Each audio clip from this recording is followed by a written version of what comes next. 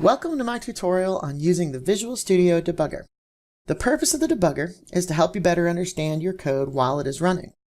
You can stop the code anywhere you want, run one line at a time, step into a function, step out of a function, view objects and variables, even view the sequence of function calls or run code interactively.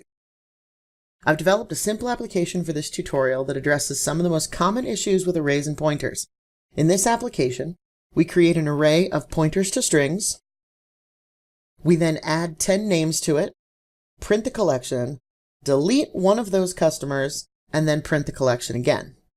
I've put a couple of common bugs in here so that when we run this application, it will throw an exception.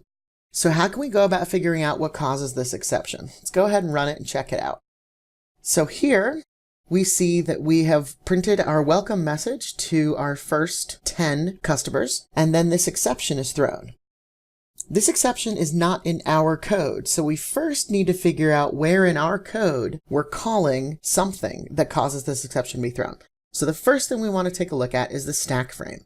The stack frame shows the sequence of function calls or method calls that got us to this point in the code. Ignore anything that isn't your code and work from the bottom up.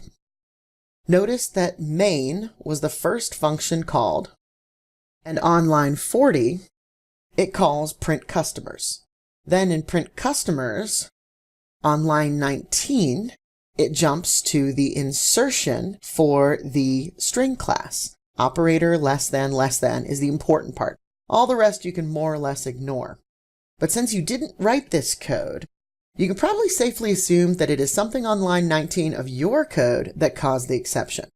Looking at line 19, we see that it's in a loop. We'll have to figure out how many iterations of the loop were successful before the exception was thrown. Looking at the output, we successfully printed 10 names, but then when we attempted to print an 11th, that was where our problem started. Since we only have 10 names, obviously this is going to be an issue. Unfortunately, once the exception is thrown, you can't really go backwards, so we'll need to restart our application. But before the exception is thrown, we're going to need to stop. To do this, we're going to need a breakpoint. Returning to print customers, let's add a breakpoint on line 19. Left-click in the vertical space to the left of the line numbers. This will add a breakpoint on the corresponding line of code. Breakpoints always have to be placed on executable statements, and they cannot be on comments or curly braces. Now, sometimes Visual Studio is smart enough to actually move your breakpoint, and then that's great, but you might as well start with it in the right place in the first place. Now, when we run the code, it should stop before executing line 19. Since this is going to be the first time through the loop, nothing has yet been printed to the console. Let's check the status of the loop. You can hover your mouse over a variable to see its current value. But if you want to watch a value change over time, you can also look at it through one of the watch windows. In the bottom window, you should see a few default tabs: Autos, Locals, and Watch 1.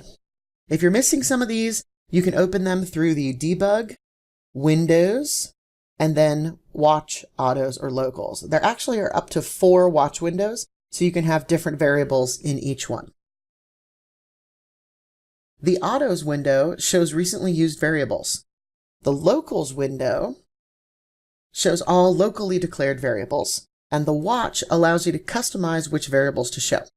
Let's enter a few variables into the Watch window. We know we want to watch I, since that is the looping variable, but let's also watch customers, bracket I, which will show us the pointer to the customer. Let's also dereference that pointer, which will show us the customer's name. Notice that the pointer's value begins with a hex value. This is a memory address, but it also shows us the dereferenced value that is stored at that location. Now let's jump forward and watch these values change. Hit continue to move forward to the next breakpoint. Notice how I changes to 1, and the customer's name changes to Stan. That's what we expected. Let's jump forward a bit more until we see the last name, Craig. Now that we've found Craig, we see that I is 9, and we're about to print Craig's welcome message. This time, we don't want to jump forward to the next breakpoint, since we don't know exactly where the exception is thrown. Let's instead step forward one line at a time.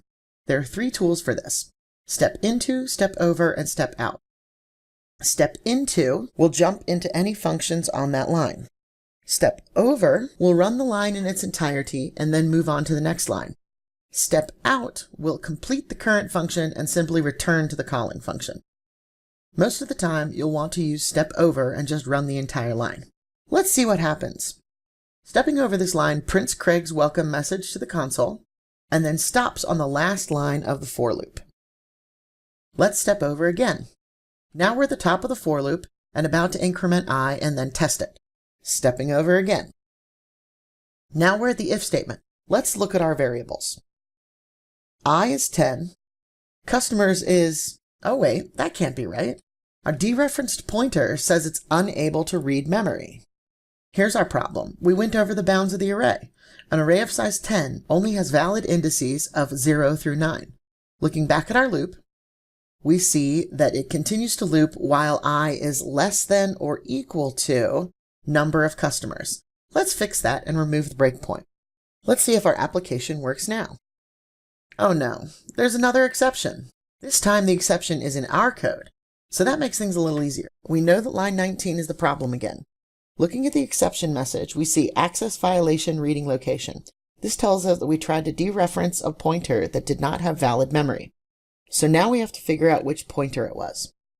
As before, let's look at the stack frame to see which sequence of functions were called. This time it was main line 44 that called print customers. So this is after our attempt to delete the new customer. Let's look at the output. We successfully printed all the names through Wendy before the crash, and then started to print another, but didn't finish. Let's put our breakpoint back and run the application. Then we'll just skip forward until just after we've printed Wendy. Now let's look at our variables again. Notice that customer's I says error reading characters of string.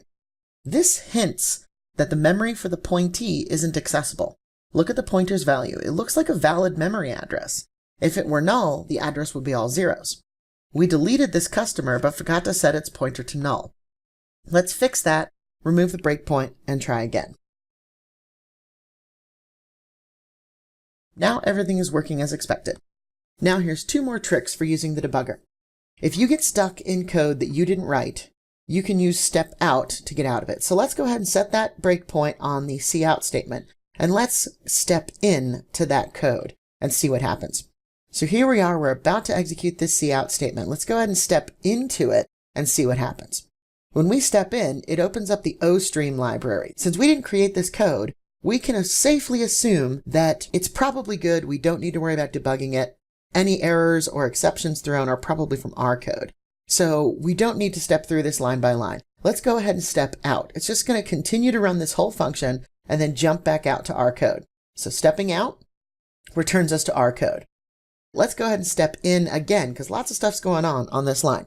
Now we're in the string library. Again, we didn't write this, so we don't care about it. We assume it works. Let's step out. It's going to return us to our code, and then we can continue on. Since this entire line is just the out statements, there's no point in actually stepping into any of this code. So let's check out one more awesome little trick. So right now, since we're in the middle of our for loop, what we can do is we can actually interactively run code. I've written a very simple little function called add5 to int, and we're just going to run that on I. So right down here in the watch window, let's enter in add5 to int and pass it I. And you can see that I has a value of 1, adding 5 to it gives us the value of 6. So now let's watch that value change. We'll hit continue to jump to the next breakpoint.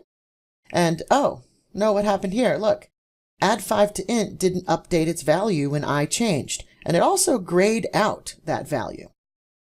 Notice that circular arrow to the right? Just click that arrow and it will refresh that method and reevaluate it for us. Now it updates the value with the new value for I and ungrays that method. Hopefully this has shown you a few cool tricks with Visual Studio Debugger. Thanks for watching.